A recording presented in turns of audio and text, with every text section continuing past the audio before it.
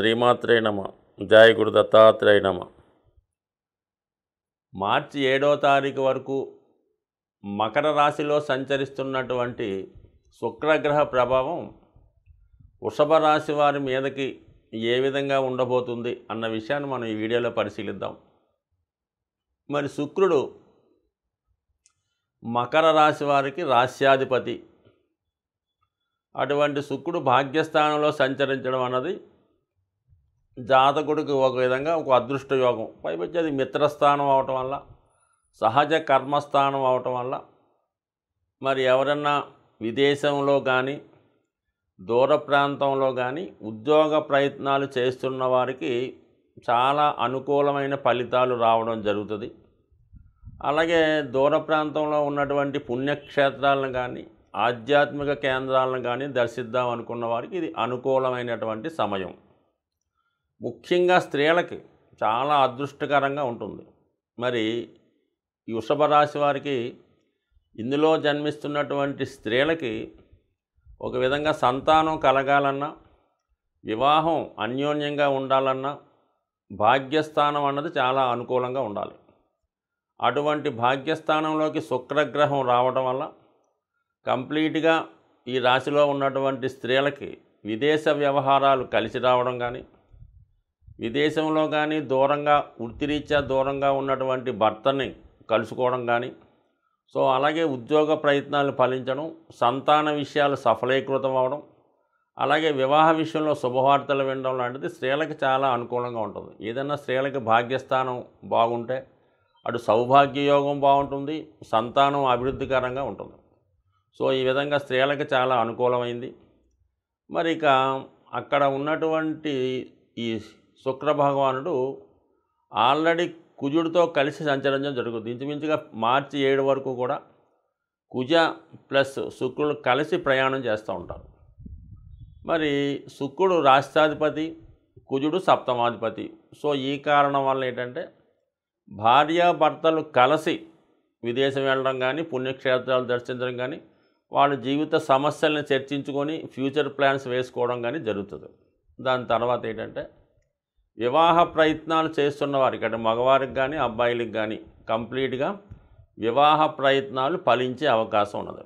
కొంతవరకు ప్రేమ వివాహాలు ఆల్రెడీ అనుకొని కొంతకాలంగా వాయిదా పడుతున్నటువంటి ప్రేమ వివాహాలు లాంటివి ఏమన్నా ఉంటే ఈ క్షణంలో మరి పెద్దల అంగీకారంతో పరస్పరం వివాహం జరిగే అవకాశం రావడం కానీ, కొంతకాలంగా విభేదాలుగా ఉన్నటువంటి భార్యాభర్తలు ఒక కొలిక్కి రావడం కానీ 100% జరిగే అవకాశం ఉంది. ఇక్కడ మనకి సప్తమ స్థానం అన్నది ఏంటంటే భార్య లేదంటే భర్త, బిజినెస్ పార్ట్నర్సు, అలాగే ఎఫైర్స్ కూడా ఇప్పుడు ఈ సప్తమ స్థానం బట్టి తెలియజేయడం జరుగుతుంది. అందుకని ఏంటంటే మరి ఈ శుక్రుడు ఉచ్చస్థాయిలో ఉన్నటువంటి కుజగ్రహాన్ని కలియటం వల్ల ఏంటంటే మరి వృత్తిరీత్యా మీకు కొత్త వారితో పరిచయం అవటం కానీ, వాళ్ళతో సంబంధాలు పెట్టుకోవడం కానీ జరుగుతూ ఉంటుంది. అంటే ఒక ఆఫీసులో పనిచేస్తున్నప్పుడు ఆ ఆఫీసులో ఉన్నటువంటి కొలీగ్స్తో పరిచయం ఏర్పడడం, అది కొంతకాలం పాటు స్నేహంగా ప్యారలల్గా జరిగే అవకాశం ఉంది. ఎందుకంటే మరి సప్తమం అక్కడ సహజ దశమస్థానం, భాగ్యం ఇవన్నీ యాక్టివేట్ అవ్వడం వల్ల మరి ఈ విధంగా మరి కొలీగ్స్ వల్ల కానీ, వృత్తిలో పరస్పరం ఒకే వృత్తిలో ఉన్నటువంటి వారి వల్ల ఇటువంటి ఎఫైర్స్, పరిచయాలు ఏర్పడే అవకాశం ఉన్నది. సో ఏదైనా ప్రస్తుత కాలంలో ఇవి రొటీన్గా జరుగుతున్నట్టు విషయాలు కాబట్టి దానికోసం కూడా చాలామంది సంప్రదించడం జరుగుతుంది. కాబట్టి ఇటువంటి సమయంలో కొత్త వారితో పరిచయం ఏర్పడటం, లేదంటే కొత్త వారు పరిచయం ఏర్పడిన వారితో కొంత విహారయాత్రలకో, పుణ్యక్షేత్రాలకో, లేదంటే బిజినెస్ టూర్స్ లాంటివి వేయడం కూడా జరిగే అవకాశం ఉంది. కాబట్టి ఇది మొత్తం మీద ఈ వృషభ రాశి వారికి ఈ శుక్రగ్రహ సంచారం అనేది భాగ్యస్థానంలో సంచరించడం వల్ల వీళ్ళకే అదృష్టకరంగా ఉంటుంది. మరి అక్కడ కుజుడు కూడా ఉచ్చులో ఉండడం వల్ల ఇది ఒక 100% ఒక మంచి బంధం ఏర్పడే అవకాశం ఉంది. అలాగే వ్యాపారం చేస్తున్న వాళ్ళకి పార్ట్నర్స్తో కలిసి రావడం, పార్ట్నర్స్ మీకు సహకరించడం, అలాగే మీరు కొత్త ప్రాజెక్టులు లాంటివి ప్రారంభించడం, వృత్తిపరంగా కొత్త నిర్ణయాలు తీసుకోవడం, ఇవన్నీ కూడా జాతకుడికి వర్తించే విషయాలు. మొత్తం మీద ఈ విధంగా బాగుంది. మరి ఈ వృషభ రాశి వారికి మరి శుక్రుడు శని యొక్క రాశిలో సంచరిస్తున్నప్పుడు ఇది స్త్రీలకి ఎక్కువగా ఉద్యోగ అవకాశాలు ఏర్పడతాయి. ఎందుకు శని ఉద్యోగ కారకుడు, ఉపాధి అవకాశాలకు కారకుడు. 9వ స్థానం అన్నది సహజ భాగ్యస్థానం. అందువల్ల ఈ రాశిలో ఉన్నటువంటి స్త్రీలకి ఉద్యోగ అవకాశాలు ఉన్నాయి. అలాగే సప్తమాధిపతి కుజుడితో కలిసి ఉండడం వల్ల వివాహ విషయంలో కూడా జరిగే అవకాశం ఉంది.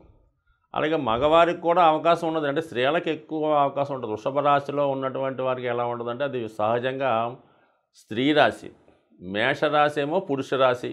అందుకని మేషరాశిలో పురుషులు జన్మిస్తే వాళ్ళకి అనుకూలంగా ఉంటుంది. మరి వృషభ రాశి స్త్రీ రాశి అవ్వటం వల్ల వృషభ రాశిలో స్త్రీలు జన్మిస్తే వాళ్ళకి అనుకూలంగా ఉంటుంది. పైపెచ్చు ఈ వృషభ రాశిలో శుక్రుడు స్వక్షేత్రం, చంద్రుడికి ఉచ్చక్షేత్రం. అందువల్ల రెండు కూడా ఒక విధంగా స్త్రీ గ్రహాలుగా మనం భావిస్తాం. కాబట్టి ఈ రాశిలో జన్మించిన మగవాళ్ళ కంటే స్త్రీల యొక్క ఆధిపత్యం ఎక్కువగా ఉంటుంది. సో ఈ కారణం వల్ల అంటే స్త్రీలకి చాలా అనుకూలంగా ఉండడం జరుగుతూ ఉంటుంది. సో అలాగే మరి ఈ కుజుడితో కలిసి ఉండడం వల్ల అంటే వివాహ సమస్యలు తొలగే అవకాశాలు ఉంటాయి. అయితే ధన విషయంలో మాత్రం అంటే వ్యయాధిపతి కూడా ఏడుగా కుజుడు, రాష్ట్రాధిపతిగా ధనకారకుడు శుక్రుడితో వ్యయాధిపతి కుజుడు కలిసినప్పుడు ధనం చాలా విచ్చలవిడిగా ఖర్చు అవుతూ ఉంటుంది. అసలు పాత డబ్బులు దాచుకున్న ధనం, ఆ ధనం ఈ ధనం కూడా తెచ్చి మరి జీవిత భాగస్వామికి కానీ అలాగే మీకు ప్రియమైన వారికి, ఇష్టమైన వారికి విలువైన బహుమతులు కొని వాళ్ళ మెప్పు కోసం వాళ్ళకి ఏదైనా ఖరీదైన వస్తువులు కొనే అవకాశం ఉంటుంది. అంటే సాధారణంగా ఈ వృషభ రాశిలో వృషభ లగ్నంలో జన్మించిన వారు ఎవరికైనా గిఫ్ట్ ఇచ్చినప్పుడు సాధారణంగా చిన్న గిఫ్ట్ ఇవ్వడానికి ఇష్టపడరు. ఎక్కువగా గోల్డ్ సంబంధించినవి అంటే ఏదైనా గోల్డ్ ఆభరణాలు లాంటివి ఎక్కువ గిఫ్ట్ ఇవ్వడం జరుగుతుంటుంది. లేదంటే పట్టు వస్త్రాలు, విలువైన వస్త్రాలు ఇస్తారు తప్ప చిన్న చేతగా మిగతా వాళ్ళగా అవి ఇవ్వడం ఇష్టం ఉండదు. కాబట్టి విలువైన బహుమతులు ఇవ్వడం వల్ల ధనం కూడా ఖర్చు అయ్యే అవకాశం ఉంది. కాబట్టి మొత్తం మీద ఏంటంటే ఎంత ధనం ఖర్చు అయినా వీళ్ళకి ఆనందదాయకంగా ఉంటుంది. శుక్రకుజులు కలిసి ఉన్నప్పుడు కానీ శుక్రుడు వల్ల ఏ ఖర్చు మనం చేసినా కూడా అది మనసుకి సంతోషంగానే ఉంటుంది, ఆనందదాయకంగానే ఉంటుంది. కాబట్టి మొత్తం మీద ధనం ఖర్చు అయినా జాతకుడు చాలా హ్యాపీగా, సంతోషంగా మరి ఈ మార్చి 7వ తారీఖు వరకు ఉండే అవకాశం ఉంది. మనం ఈ శుక్రగ్రహం కోసం తెలుసుకుంటున్నాం. కాబట్టి శుక్రుడు జీవితంలో ఎంత సౌఖ్యాల్ని, ఎంత సుఖాలని ఇస్తాడో అంతే కష్టాలని, ఇబ్బందులను కూడా ఇవ్వడం జరుగుతూ ఉంటుంది. నవగ్రహాల్లో అలాగే దశావతారాలు నవగ్రహాలకి అన్వయించినప్పుడు కృష్ణావతారం, రామావతారం రెండు కూడా సూర్య చంద్రులకి వర్తిస్తూ ఉంటుంది. నరసింహ అవతారం కుజునికి వర్తిస్తే పరశురామ అవతారం శుక్రగ్రహానికి సంబంధించింది.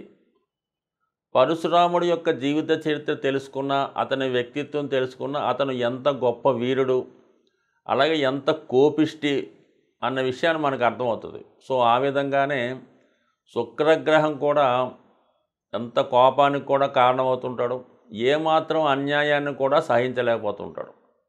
అలాగే వాళ్ళ తండ్రి గారికి జరిగిన అన్యాయానికి మొత్తం వంశాన్ని, రాజవంశాన్ని నాశనం చేసే విధంగా అనేక వేల మందిని ఈ పరశురాముడు సంహరించడం జరిగింది.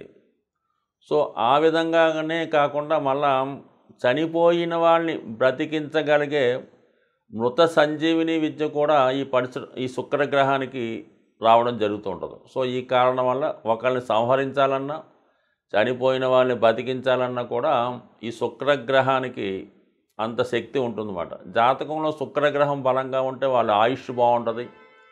సో అలాగే శుక్రుని యొక్క ప్రభావం వల్ల మరణం అంచులకు వెళ్ళిన వ్యక్తి కూడా తిరిగి మళ్ళా బయటపడే అవకాశం ఉంటుంది. అందుకని అటువంటి మృత సంజీవిని విద్య విడిచినటువంటి గ్రహం అదే శుక్రాచార్యులు, తద్వారా శుక్రగ్రహం. అంటే శుక్రగ్రహ ప్రభావస్తులు ఇతరుల్ని బతికించడం అంటే వాళ్ళ ప్రాణాల నుంచి బతికించవచ్చు. వాళ్ళ వైద్యుడైతే వాళ్ళ కష్టాల నుంచి బయటపడేయవచ్చు. సో ఏదన్నా శుక్రుడికి అంత శక్తి ఉంటుంది. అటువంటి శుక్రగ్రహం మరి ఇప్పుడు మనకి మకర రాశిలో మిత్రక్షేత్రంలో సంచరించడం వల్ల అంటే శుక్రుడే వివాహకారకుడు. జాతకుడు జీవితంలో వివాహం జరగాలన్నా, తద్వారా సంతానం కలగాలన్నా ఈ శుక్రకణాలు ఇవన్నీ కూడా శుక్రుడికి సంబంధించినవి. కాబట్టి మొత్తం సంతానోత్పత్తి జరగాలన్నా, వివాహం జరగాలన్నా, స్త్రీ సౌఖ్యం పొందాలన్నా, అలాగే జాతకుడు సుఖమైన జీవితం అంటే కామన్గా ఆర్డినరీ జీవితం అన్నా సరే కనీసం ఒక మంచి బట్ట కట్టుకోవాలన్నా, ఒక వాహనంలో తిరగాలన్నా, ఒక మంచి భోజనం సమయానికి చేయాలన్నా కూడా ఖచ్చితంగా శుక్రుడి యొక్క అనుగ్రహం 100% ఉండాలి. శుక్రుడు బలహీనమైనప్పుడు, శుక్రుడు చెడు గ్రహాలతో కలిసినా ఖచ్చితంగా మరి ఈ శుక్రగ్రహానికి లక్ష్మీదేవి అధిదేవత అవటం వల్ల మరి శుక్రుడు బలహీనమైతే లక్ష్మి యొక్క అనుగ్రహం కూడా చాలా తక్కువగా ఉంటుంది. మరి ఈ జ్యోతిష్ శాస్త్ర ప్రకారం ఈ బుధుడు అలాగే శుక్రుడు కూడా సూర్యగ్రహానికి అటు ఇటుగా దగ్గరగానే సంచరిస్తూ ఉంటారు. మరి శుక్రుడు విష్ణుమూర్తి అవతారంగా మనం భావిస్తే సూర్యభగవానుడు విష్ణుమూర్తి అవతారంగా భావిస్తే మరి శుక్రగ్రహం భూదేవిగాను, బుధుడు శ్రీదేవిగాను వచ్చే అవకాశం ఉంది. అంటే మొత్తం మీద అటు ఇటు అనుకుందాం.